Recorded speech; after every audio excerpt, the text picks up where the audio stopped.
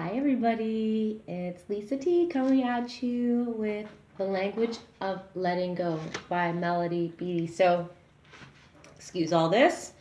It's been a crazy day, but I'm committed to this journey of codependency letting go.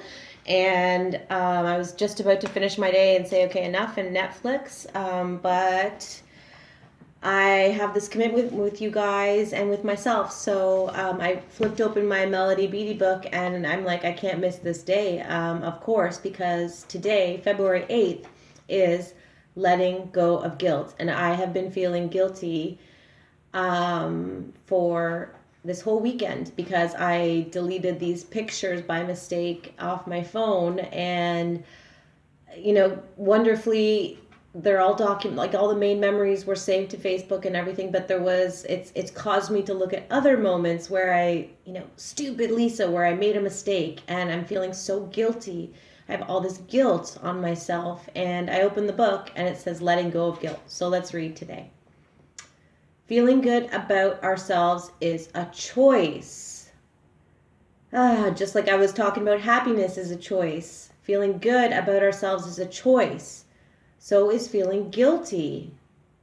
When guilt is legitimate, it acts as a warning light. It's just a warning light when it is legitimate. That signals we're off course.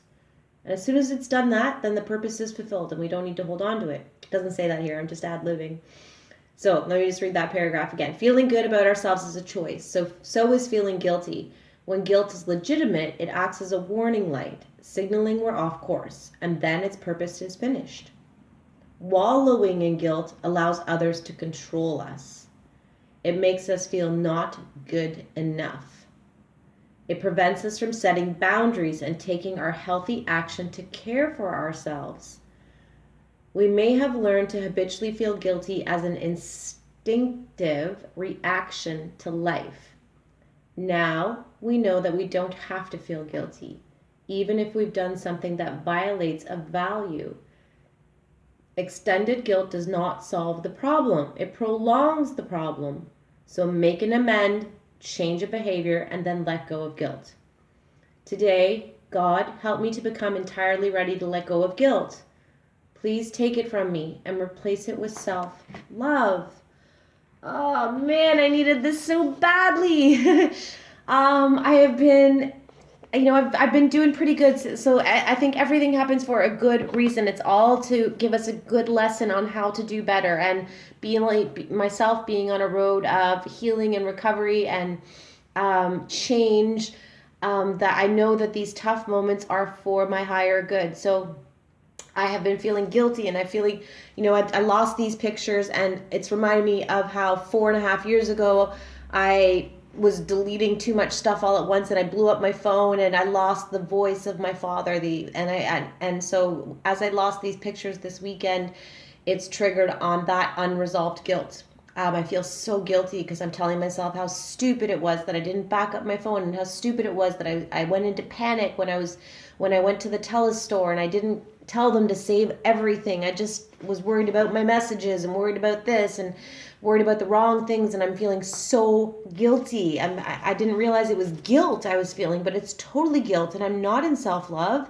I'm feeling guilty, and what this reading just told me is if I let that go on, others are going to control me, and I'm not going to be able to set healthy boundaries for myself, and I'm going to get in toxic situations with toxic people. And yeah, that's been a lot of the story of my life.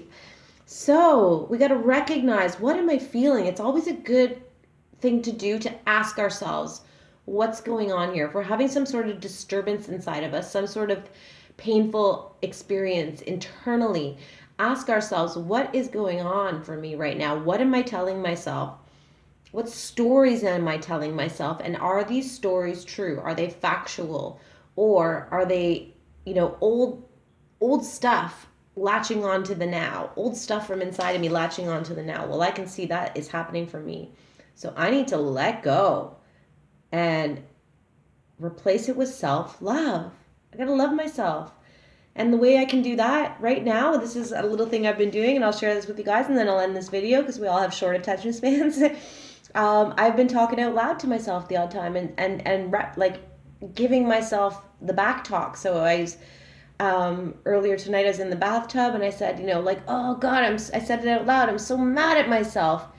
And then I had a response, the loving self response to this sad self. And the loving response said, how could you have known? If you would have known, you would have done better. If you would have, we get little nudges and glimpses, but we don't always take action. And that's part of being human. It's okay. I'm not perfect.